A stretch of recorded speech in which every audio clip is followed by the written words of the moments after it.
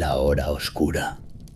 Rasputín, el hombre que no podía morir.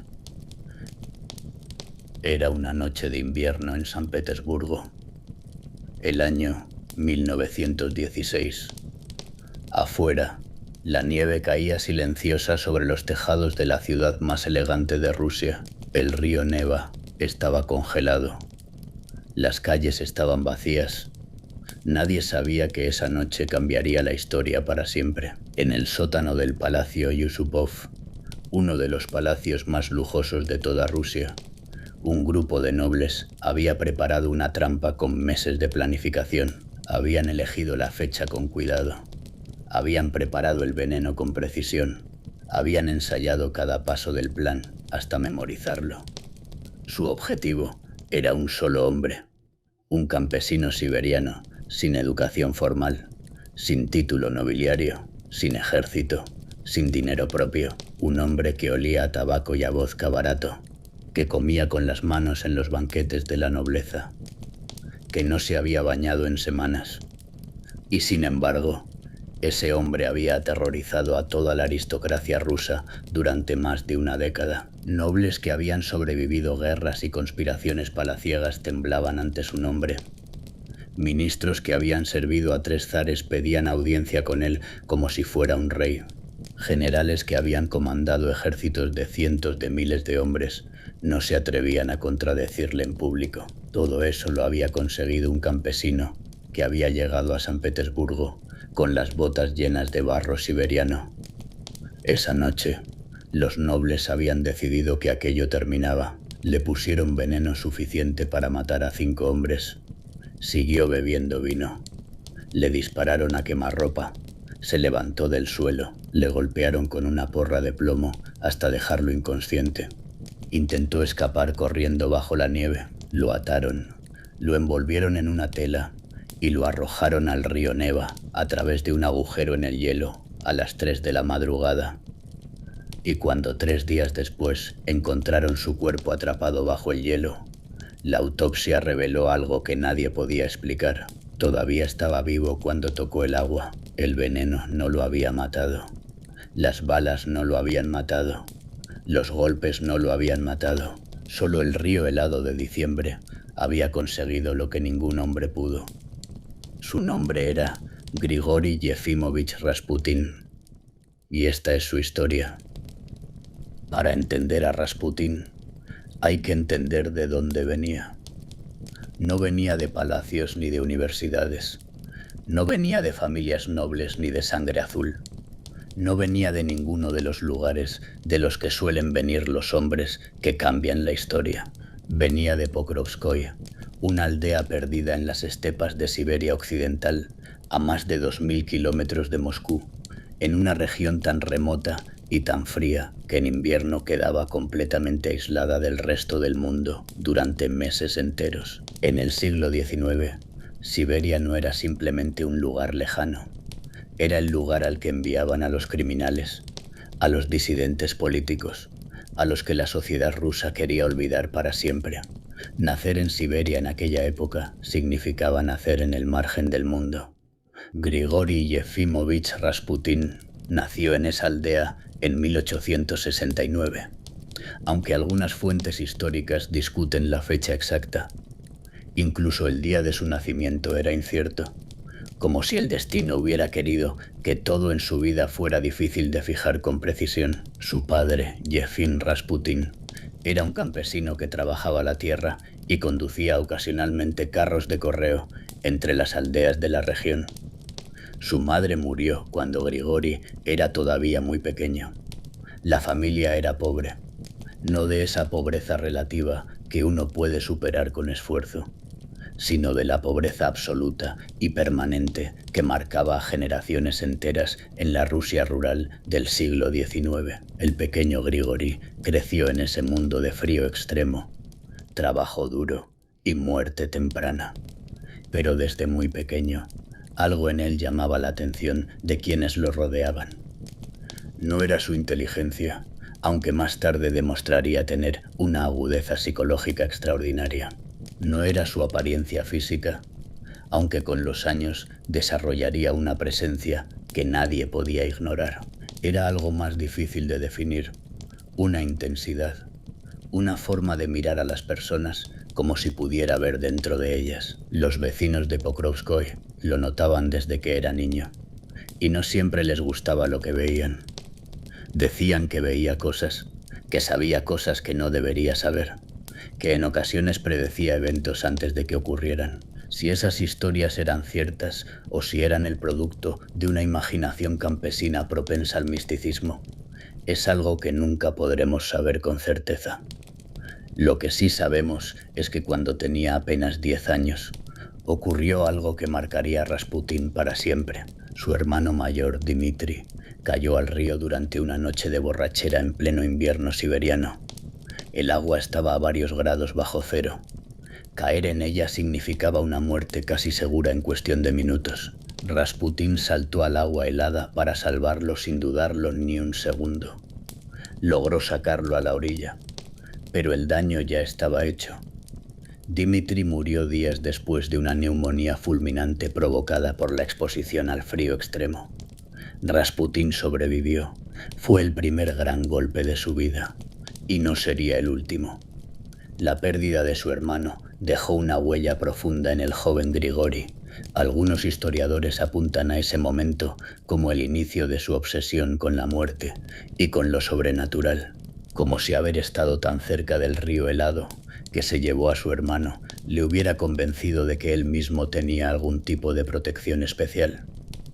De joven, sin embargo, Rasputín no mostraba ningún signo de espiritualidad.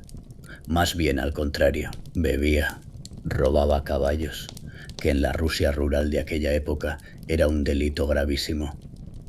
Se peleaba en las tabernas de la aldea con cualquiera que le mirara mal.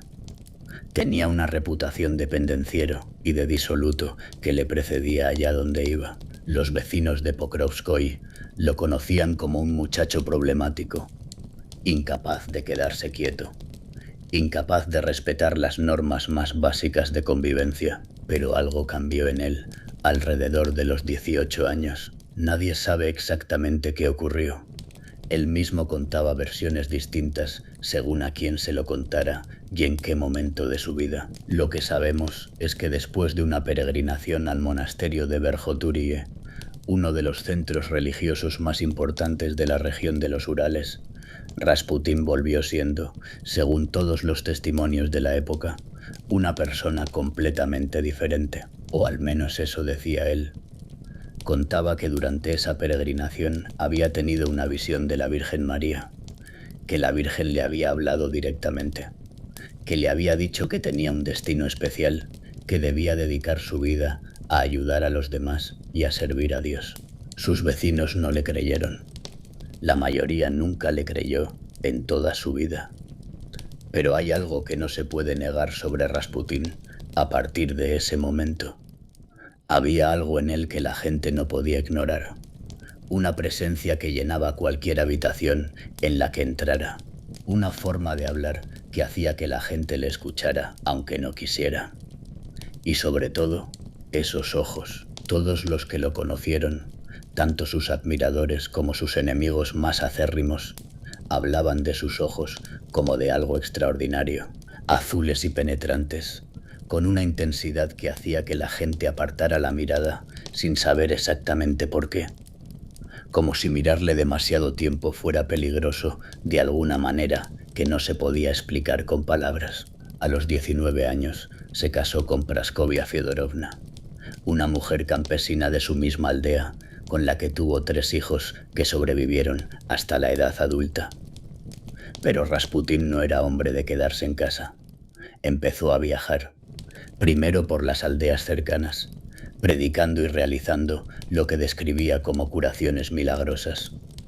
Luego más lejos, llegando a peregrinar hasta Grecia y Tierra Santa, siempre predicando, siempre curando, siempre rodeado de seguidores que veían en él algo que no podían explicar con palabras, especialmente mujeres.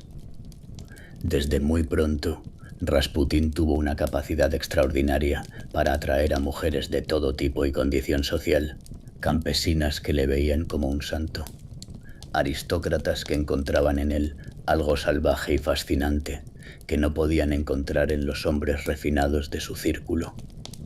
Esa capacidad de atracción sería uno de los elementos más comentados, más malinterpretados y más utilizados contra él a lo largo de toda su vida. ¿Era un charlatán que fingía poderes que no tenía? ¿Era genuinamente un hombre de fe con capacidades extraordinarias? ¿O era algo más complicado que cualquiera de las dos cosas? Esa pregunta nunca tuvo una respuesta clara. Y quizás eso era exactamente lo que hacía a Rasputín tan fascinante para todo el mundo. Lo que sí sabemos es que en 1903, después de años vagando por Rusia dejando una estela de rumores, de historias de curaciones milagrosas y de escándalos que escandalizaban a las autoridades religiosas locales, Rasputín llegó a San Petersburgo. Tenía 34 años. No tenía dinero. No tenía contactos. No tenía ninguna razón objetiva para creer que la ciudad más importante de Rusia le iba a abrir sus puertas, y San Petersburgo nunca volvió a ser la misma. San Petersburgo, en 1903, era la ciudad más elegante de Rusia, quizás una de las más elegantes del mundo entero. Construida por Pedro el Grande a principios del siglo XVIII sobre los pantanos del delta del río Neva, San Petersburgo era un proyecto de grandeza absoluta desde su mismo origen. Pedro la había diseñado como una ventana de Rusia hacia Europa, como una demostración al mundo de que Rusia no era un país bárbaro y atrasado, sino una gran potencia capaz de construir una capital que rivalizara con París o Viena. Y lo había conseguido. Los palacios de mármol se reflejaban en el río Neva. Los nobles vestían con sedas y pieles que llegaban de toda Europa. Los salones de la alta sociedad ardían con conversaciones sobre filosofía, arte y política. Era una ciudad que vivía en una burbuja de lujo tan perfecta que apenas si podía ver la miseria que existía al otro lado de sus ventanas doradas. Y en medio de todo ese esplendor apareció Rasputín. Un campesino siberiano con las botas llenas de barro, la barba sin peinar y el olor del viaje encima. Lo normal habría sido que nadie le prestara atención. Lo normal habría sido que los porteros de los palacetes aristocráticos le cerraran la puerta en las narices antes de que pudiera pronunciar una sola palabra. Pero Rasputín nunca hizo lo normal. Llegó con cartas de recomendación de varios obispos y figuras religiosas que lo habían conocido en sus peregrinaciones por toda Rusia. Cartas que describían a aquel hombre como alguien con poderes extraordinarios, que podía curar enfermedades que la medicina no podía tratar, que podía ver el futuro con una precisión que dejaba sin palabras a quienes lo presenciaban. En la alta sociedad de San Petersburgo de principios del siglo XX, el misticismo y lo sobrenatural estaban profundamente de moda. La aristocracia rusa tenía una fascinación casi obsesiva por lo espiritual, por los médiums, por los videntes, por todo aquello que prometiera un contacto con algo más allá de lo visible. En ese contexto, las cartas que traía Rasputín abrieron puertas que a cualquier otro campesino habrían permanecido cerradas para siempre.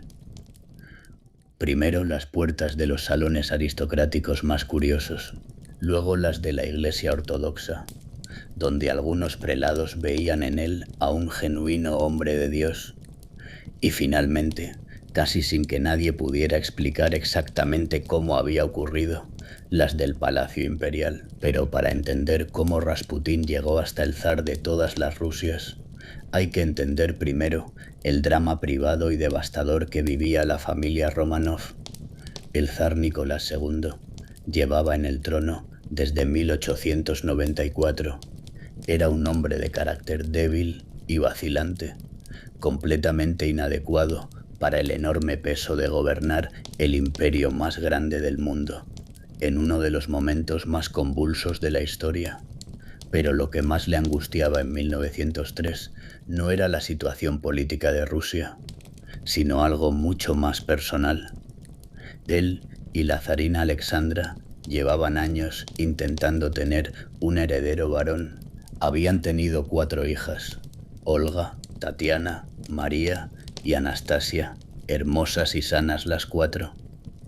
Pero la ley de sucesión del Imperio ruso exigía un hijo varón para que continuara la dinastía. Sin un heredero, el trono de los Romanov quedaba en una posición de debilidad que sus enemigos no dudarían en aprovechar. En 1904, después de años de espera, por fin nació el zarevich Alexis. El imperio entero celebró el nacimiento. Las campanas de todas las iglesias de Rusia repicaron durante horas. El zar lloró de alegría. Y casi inmediatamente, la alegría se convirtió en terror. Semanas después del nacimiento, los médicos de la corte descubrieron que el pequeño Alexis padecía hemofilia. La hemofilia era una enfermedad hereditaria que el zarevich había heredado a través de su madre Alexandra, de su bisabuela, la reina Victoria de Inglaterra, que había transmitido la enfermedad a varios de sus descendientes dispersados por las casas reales de toda Europa. La hemofilia impide que la sangre coagule correctamente. Para la mayoría de las personas, un pequeño corte o un golpe menor son incidentes sin importancia. Para alguien con hemofilia, esos mismos incidentes pueden convertirse en hemorragias que duran días, que provocan dolores insoportables y que en los casos más graves pueden resultar fatales. En 1904, la medicina no tenía ningún tratamiento efectivo para la hemofilia. Los médicos podían intentar controlar los síntomas, pero no podían curar la enfermedad ni prevenir los episodios hemorrágicos. Para la zarina Alexandra, ver a su hijo sufrir esos episodios de dolor agudo e incontrolable era una tortura que ninguna madre debería soportar. Una tortura que se repetía una y otra vez sin que nadie pudiera hacer nada para detenerla. Los mejores médicos de Rusia desfilaron por la habitación del zarevich. Los mejores especialistas de Europa fueron consultados. Ninguno pudo ofrecer más que palabras de consuelo y tratamientos que a veces empeoraban la situación. Y fue en ese momento de desesperación absoluta cuando alguien le habló de Rasputín. El primer encuentro entre Rasputín y la familia imperial tuvo lugar en noviembre de 1905.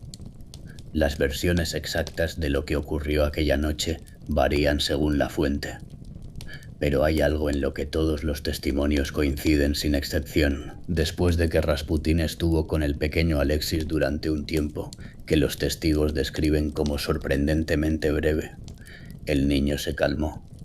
Las hemorragias, que habían durado días, cesaron en cuestión de horas.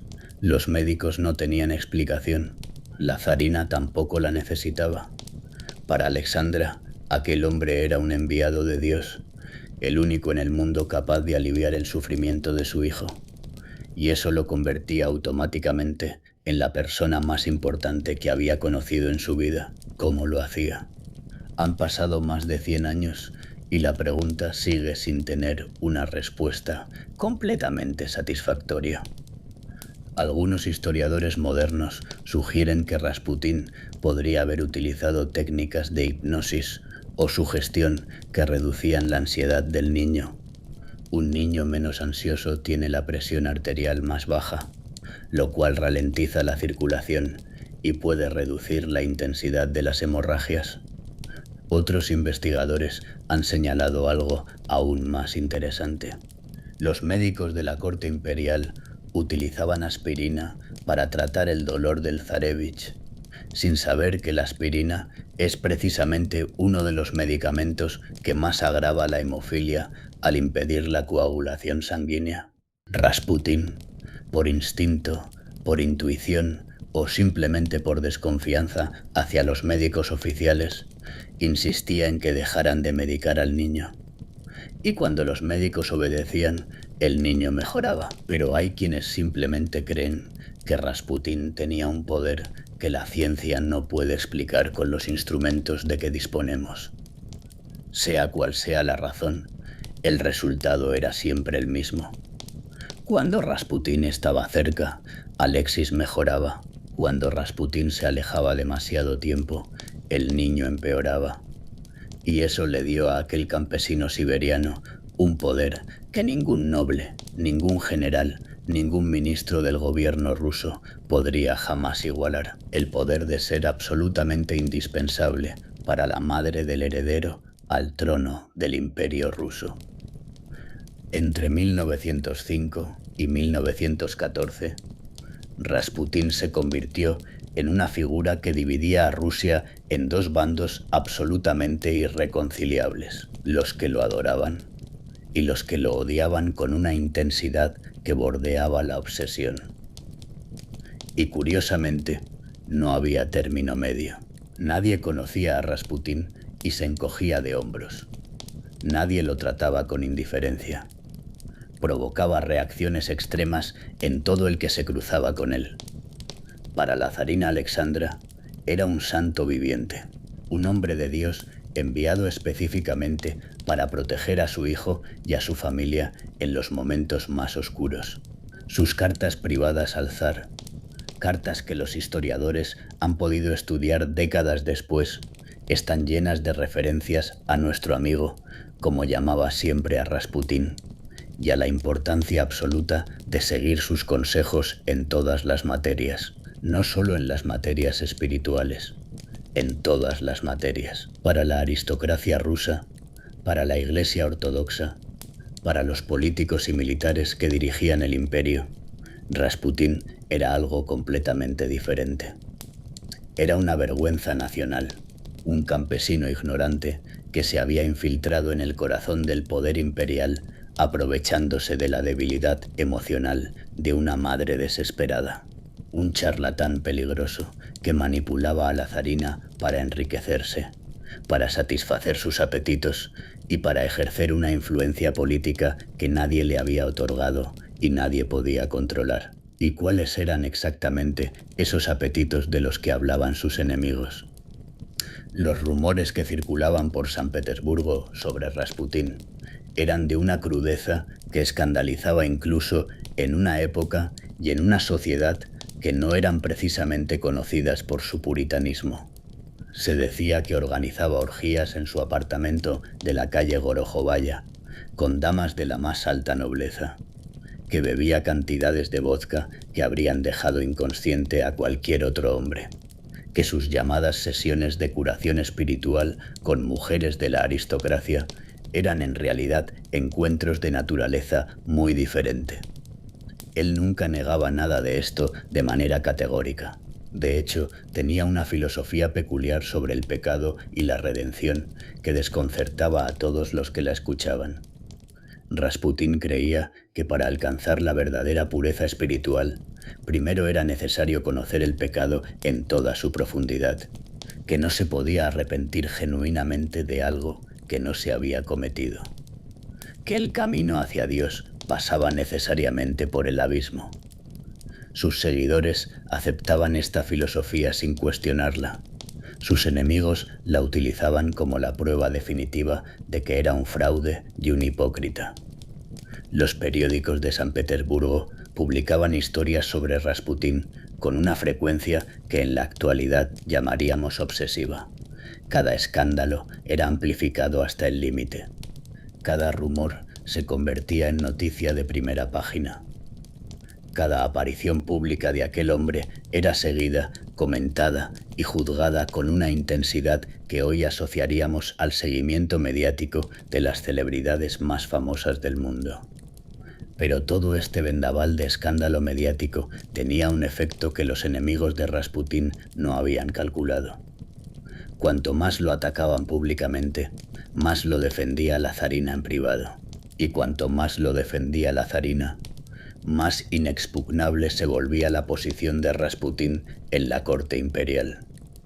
Porque Alexandra era una mujer de convicciones absolutas e inquebrantables.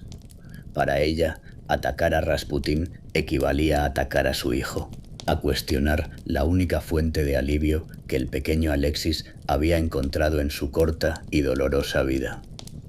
Y eso era algo que la zarina no iba a tolerar de ningún hombre vivo, por noble que fuera su título o por alto que fuera su cargo. El zar Nicolás II era una figura mucho más ambivalente en esta historia. No compartía la fe ciega de su esposa en Rasputín. De hecho, en varias ocasiones intentó mantenerlo alejado de la corte, especialmente en los momentos en que los escándalos alcanzaban proporciones que amenazaban con desestabilizar al gobierno. Pero el zar siempre cedía ante su esposa. Era esa la dinámica fundamental de su matrimonio y nadie en el imperio lo ignoraba. Y en agosto de 1914, cuando el asesinato del archiduque Francisco Fernando desencadenó la Primera Guerra Mundial, esa dinámica se convirtió en el factor más peligroso de la política rusa. El zar Nicolás II tomó una decisión que sus generales le desaconsejaron unánimemente. Decidió partir al frente y asumir el mando personal del ejército ruso. Desde un punto de vista simbólico, el gesto tenía una cierta grandeza. El zar compartiendo las penalidades de sus soldados. El monarca liderando personalmente a su pueblo en la hora más oscura. Desde un punto de vista práctico, fue un desastre de consecuencias incalculables. Significaba que cada derrota del ejército ruso en el frente sería de ahora en adelante una derrota personal del zar. Significaba que la gestión cotidiana del gobierno del imperio quedaba en otras manos, concretamente en las manos de la zarina Alexandra. Y la zarina consultaba cada decisión con Rasputín. Los ministros eran nombrados y destituidos según los consejos de aquel campesino siberiano que no había estudiado ni un solo día de economía, de diplomacia o de administración pública. Las políticas de guerra se diseñaban con su influencia. Los generales que no le gustaban eran reemplazados por hombres que sí contaban con su aprobación, independientemente de su competencia militar. Rusia estaba perdiendo la guerra. Millones de soldados morían en las trincheras del frente oriental. El pueblo pasaba hambre en las ciudades. El sistema de transporte ferroviario se había colapsado. Los hospitales estaban desbordados y en el corazón del poder imperial, un hombre sin educación formal de ningún tipo ejercía una influencia que nadie había elegido democráticamente y que nadie podía contrarrestar legalmente. ¿Podría haber sobrevivido cualquier gobierno a esa situación? La respuesta era no. Y Rasputín lo sabía mejor que nadie. En los últimos meses de 1916, algo cambió visiblemente en él. Los que lo conocían de cerca decían que parecía cansado de una manera que iba más allá del agotamiento físico, que bebía más que nunca, que hablaba de la muerte con una frecuencia que inquietaba incluso a sus seguidores más devotos. Había escrito una carta que dejó sellada con cera, con instrucciones explícitas de que solo se abriera después de su muerte. En esa carta describía con un detalle perturbador los eventos que iban a ocurrirle en los meses siguientes. Y no se equivocó en casi nada. Para el otoño de 1916, la decisión estaba tomada entre los círculos más poderosos de la aristocracia rusa. Rasputín tenía que morir. No era la conclusión precipitada de unos pocos descontentos actuando por impulso. Era el consenso reflexivo y deliberado de una parte significativa de la nobleza rusa, de varios miembros de la propia familia Romanov, e incluso, según algunas fuentes históricas, de ciertos aliados extranjeros de Rusia que veían en aquel hombre una amenaza para la continuidad de la alianza militar. Había demasiado en juego para seguir esperando. La guerra se perdía, el gobierno era un caos sin precedentes, el pueblo estaba al borde de la rebelión. Y en el centro de todo ese caos, como una araña en el centro de una tela que nadie había podido destruir, seguía estando Rasputín. El hombre que organizó el asesinato fue el príncipe Félix Yusipov, Un nombre que merece detenerse un momento para apreciarlo en toda su dimensión. Los Yusupov eran, en el momento de estos eventos, probablemente la familia más rica de toda Rusia, después de la familia imperial. Su fortuna superaba en algunas estimaciones a la del propio zar. Tenían palacios en San Petersburgo, en Moscú y en sus vastas propiedades rurales. Coleccionaban arte, joyas y caballos de pura raza. Félix Yusupov era el heredero de todo ese esplendor. Estaba casado con Irina, la sobrina favorita del zar Nicolás II, y tenía hacia Rasputín un odio que bordeaba la obsesión personal.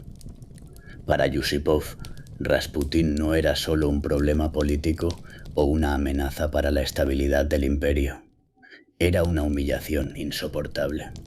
La prueba viviente de que el sistema que su clase había construido durante siglos se estaba desmoronando. Una mancha en el honor de Rusia que él se había jurado borrar. El plan que diseñó parecía, sobre el papel, absolutamente infalible. Yusupov invitaría a Rasputín a su palacio con el pretexto de presentarle a su esposa Irina, que supuestamente quería una sesión privada con él. La mención del nombre de Irina era el anzuelo perfecto. Rasputín conocía su belleza y llevaba tiempo intentando conseguir una audiencia con ella. Una vez en el palacio, le servirían pasteles y vino cargados con cianuro de potasio en cantidades suficientes para matar a un hombre 5 veces.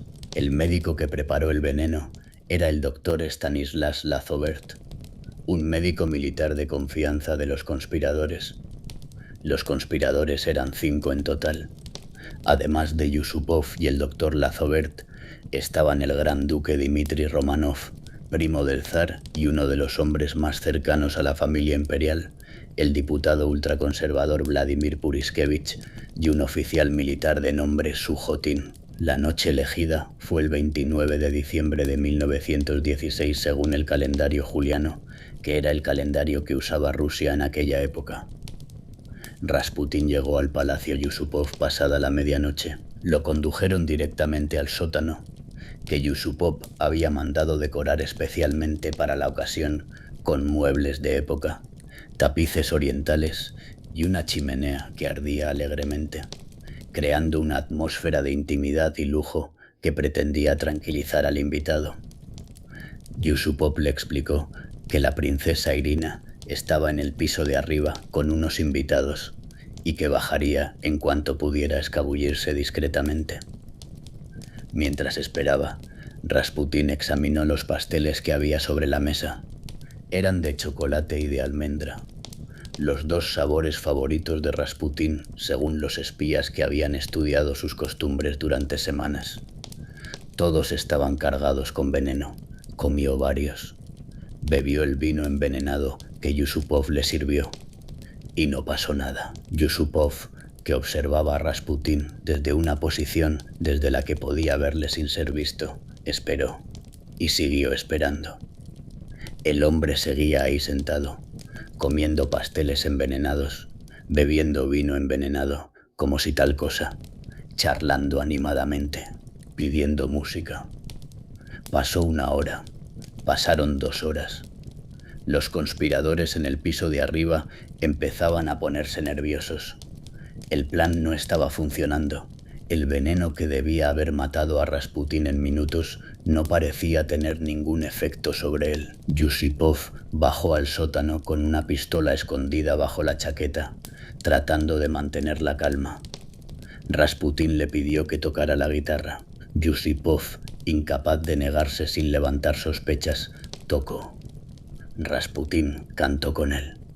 Canciones populares rusas que llenaron el sótano del palacio más rico de San Petersburgo con la voz ronca de un campesino siberiano. Era como si nada de lo que habían planeado durante semanas funcionara. Finalmente, buscando cualquier pretexto para acercarse lo suficiente, Yusupov señaló un crucifijo ornamental de cristal de roca que había en la habitación. Le dijo que era una reliquia de gran valor sentimental para su familia y que le gustaría conocer la opinión de Rasputín sobre ella. Rasputín se inclinó hacia adelante para mirar el crucifijo. Yusupov sacó la pistola y le disparó en la espalda. Rasputín dio un grito y cayó al suelo. Los conspiradores bajaron corriendo por las escaleras. El doctor Lazobert lo examinó con rapidez. El pulso se había detenido. Declaró que estaba muerto. Yusupov se quedó solo en el sótano con el cuerpo, mientras los demás subían a preparar el transporte. Y entonces ocurrió algo que Yusupov describió el resto de su vida, en sus memorias y en cada entrevista que concedió hasta el día de su muerte, como el momento más aterrador que jamás había vivido. El cuerpo de Rasputín se movió. Rasputín abrió los ojos. Según el relato de Yusupov, lo miró directamente, con esos ojos azules y penetrantes que todos los que lo conocieron describían como algo extraordinario. Y en esos ojos no había confusión, no había dolor, no había el delirio de un hombre que ha recibido una bala en el pecho. Había rabia, fría, lúcida y completamente consciente. Se levantó del suelo, agarró a Yusupov por los hombros con las manos y lo miró a los ojos desde una distancia de centímetros. Según Yusupov, en ese momento creyó que iba a morir, que Rasputín iba a matarle allí mismo con sus propias manos. Logró soltarse y escapó corriendo por las escaleras, gritando a sus cómplices que volvieran. Rasputín lo siguió. Subió las escaleras del sótano tambaleándose pero sin detenerse. Cruzó un pasillo del palacio. Encontró una puerta que daba al patio exterior y la abrió. Salió al patio bajo la nieve de diciembre, gritando el nombre de Yusupov.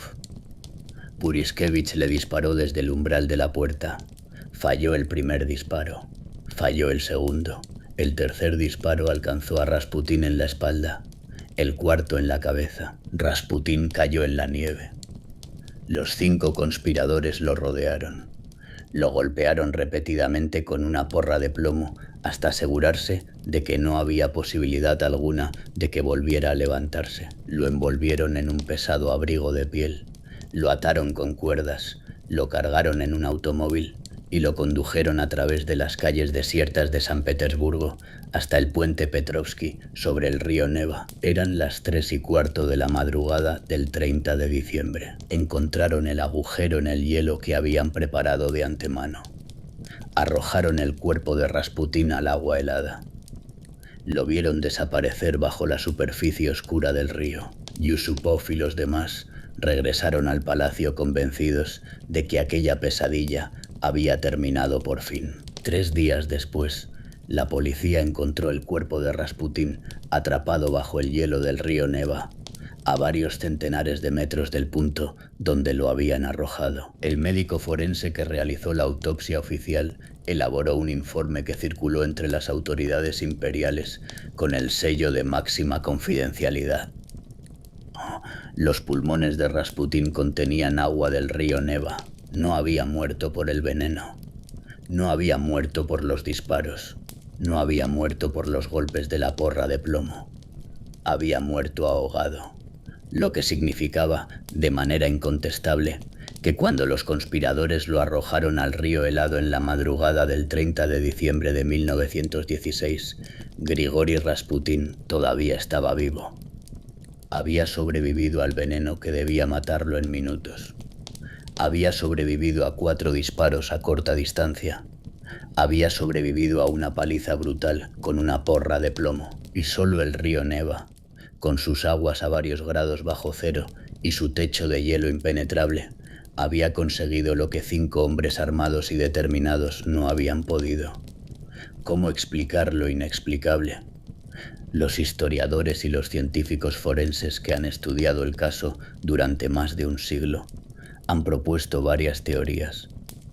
La teoría más extendida sobre el veneno apunta a que el cianuro podría haber estado mezclado con el ácido del azúcar de los pasteles, lo que en determinadas condiciones puede neutralizar parcialmente su efecto letal.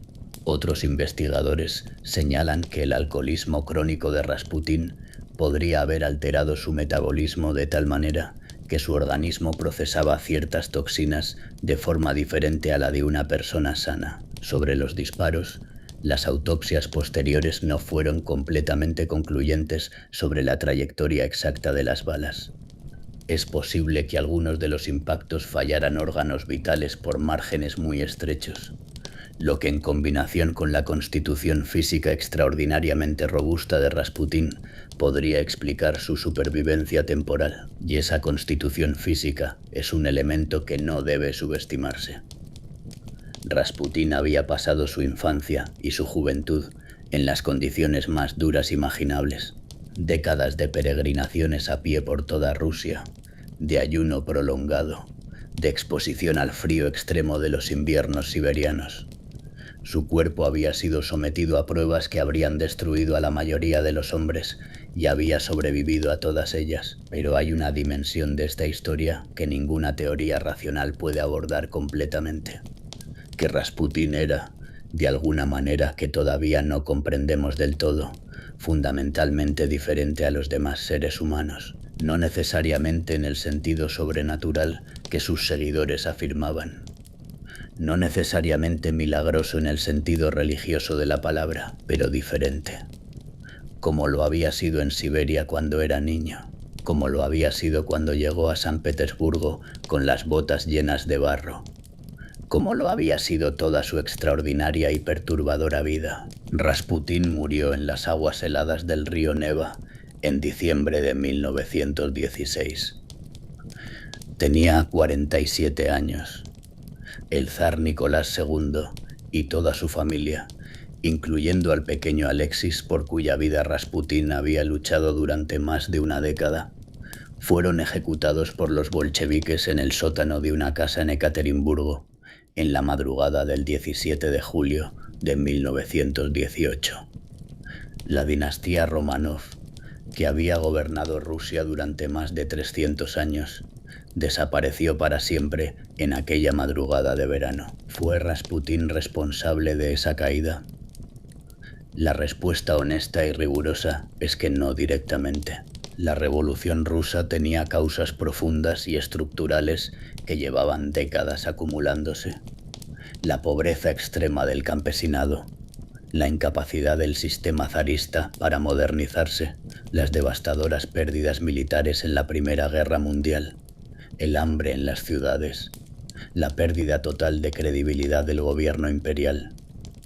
Ninguna de esas causas fue creada por Rasputín, pero lo que sí es cierto es que Rasputín simbolizó, para millones de rusos de todas las clases sociales, la corrupción absoluta y la desconexión total del régimen imperial respecto a la realidad del país que gobernaba.